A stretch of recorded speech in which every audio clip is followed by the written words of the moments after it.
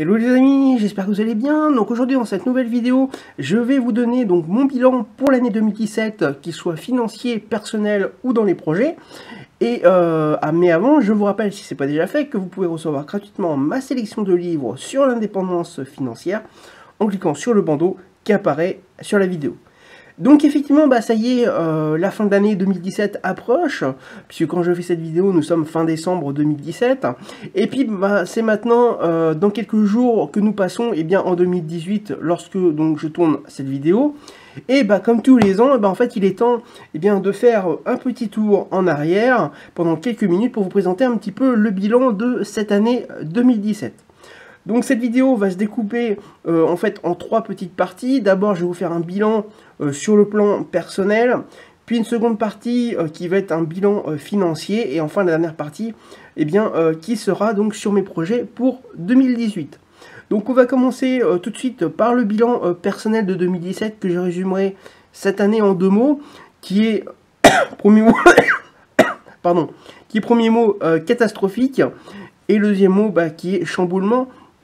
Donc catastrophique, car si vous me suivez régulièrement, vous savez qu'en début d'année 2017, mon épouse est décédée, ce qui a été un énorme choc pour moi et mon fils. Vous le comprendrez si vous avez été touché par un décès il y a peu, et puis même si je pense que vous serez touché quand même, puisque vous savez ce que c'est quand on perd un proche lors d'un décès.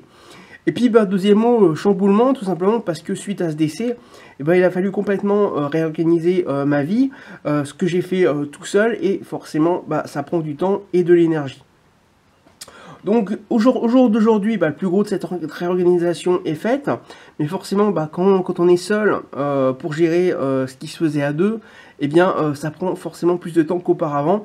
Donc j'espère que 2018 sera plus calme côté personnel, parce que pour 2017, on en a bavé. Ensuite, suite à ce petit bilan, ce court bilan personnel, on va passer maintenant à la seconde partie qui, je suis sûr, vous intéresse plus, qui est la partie financière. Donc dans cette partie, je vais vous parler donc de mes actifs boursiers, de mon blog et de location de ma voiture, qui sont actuellement mes trois plus gros actifs. Donc d'abord pour mi-2017, j'avais d'ailleurs fait un point sur ma situation financière à ce moment-là. Et d'ailleurs, vous pouvez retrouver ce bilan en cliquant sur le bandeau qui apparaît actuellement sur la vidéo. Ça vous permettra tout simplement de savoir au point où j'en étais, donc mi-2017, avant de voir fin 2017. Donc concernant mes actifs boursiers fin 2017, donc qui sont d'aujourd'hui d'une valeur d'environ 4000 €, pour une plus-value actuelle d'environ 850 €, ainsi qu'environ 150 € de dividendes cette année de verser, de toucher. Donc j'ai dû par contre ralentir sur la seconde partie de l'année 2017 mes investissements boursiers, tout simplement parce que j'ai eu des dépenses pour la rentrée concernant mon fils que je ne pouvais pas reculer. Mais j'ai repris les investissements boursiers depuis ce mois-ci, donc depuis le mois de décembre, et forcément en 2018 ils continueront d'être mensuels comme c'était fait avant septembre 2017. Ensuite, le blog sortir du RSA.fr fonctionne également plutôt bien. Ça, c'est le deuxième actif que j'ai. Donc cette année, en fait, je l'ai transformé plutôt en plateforme. C'est-à-dire qu'en fait, il est devenu une passerelle entre ma chaîne YouTube et celui-ci, puisque mes vidéos YouTube sont diffusées sur le blog, ce qui permet aux lecteurs du blog de me découvrir, et également de découvrir mes produits. Pareil pour ma chaîne YouTube, ça permet que les personnes découvrent mon blog et mes produits. En ce qui concerne maintenant la location de ma voiture, vous savez que j'ai démarré cette activité en cours d'année, suite d'ailleurs au décès de mon épouse. Vous pouvez d'ailleurs retrouver mes premiers résultats en vidéo en cliquant sur le bandeau qui apparaît donc sur cette vidéo là. Cette année, j'arrive à environ 800 € de chiffre d'affaires au total, ce qui est plutôt pas mal pour une première année. Et j'espère pour 2018 faire plus, et on va dire atteindre les 1000 € serait déjà bien.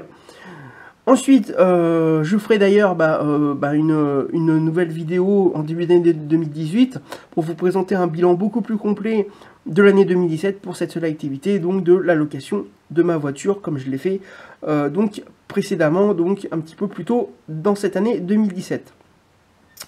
Ensuite, on va passer maintenant à la troisième partie de la vidéo qui concerne mes projets pour 2018. Il y aura bien sûr dans ces projets 2018 continuer à développer toutes les activités que je vous ai déjà données, c'est-à-dire la bourse, la location de voitures et les blogs, et le blog puisque j'en ai qu'un. J'aimerais également toujours commencer le trading. Pour ceux qui me suivent depuis assez longtemps, vous savez que j'avais prévu en début 2017 de commencer le trading, et puis bon, avec ce qui s'est passé avec mon épouse, ça a pris beaucoup de retard. Effectivement, j'ai toujours le projet de commencer le trading. Donc je vous en reparlerai quand j'aurai débuté l'activité. Donc j'aimerais également développer le nombre de mes produits que j'ai, donc les produits, infoproduits que j'ai, et aussi développer l'activité vente de produits par la publicité Facebook et YouTube. J'en avais parlé un tout petit peu également dans une précédente vidéo, et une fois que j'aurai commencé vraiment, je vous en reparlerai également. Enfin, lors de mon précédent bilan, je vous avais parlé aussi d'un projet immobilier en cours pour cette fin d'année 2017. Alors malheureusement, celui-ci en fait est tombé à l'eau, mais j'ai toujours le projet d'investir dans l'immobilier en 2018 avec une stratégie en fait dont on n'entend absolument pas parler chez les experts immobiliers du web. Alors je ne sais pas si c'est parce qu'en fait ils la gardent cachée, ou si ils la connaissent pas bien. Donc moi donc j'aimerais développer cette niche de l'immobilier, mais ce sera qu'une fois que ma première opération immobilière sera faite avec cette stratégie-là. Donc je vous en reparlerai donc en temps voulu, au moment où la première opération sera faite. Donc voilà pour ce bilan de l'année 2017 et les projets très denses pour 2018. Donc je vous rappelle, si ce n'est pas déjà fait, que vous pouvez recevoir gratuitement ma sélection de livres sur l'indépendance financière en cliquant sur le bandeau qui apparaît sur la vidéo. Également, n'hésitez pas donc à vous abonner à la chaîne YouTube en cliquant sur le bouton s'abonner qu'il y a sur la vidéo, afin de recevoir les prochaines vidéos, donc d'être alerté en tout cas des prochaines vidéos. Également, n'hésitez pas à me laisser un commentaire pour savoir ce que vous pensez de ce bilan pour l'année 2017 et également des projets pour 2018. Donc n'hésitez pas à me laisser un commentaire pour savoir ce que vous en pensez. Également, n'hésitez pas donc à liker la vidéo si vous l'avez aimé, ou si vous souhaitez me remercier pour les contenus gratuits que je vous donne régulièrement.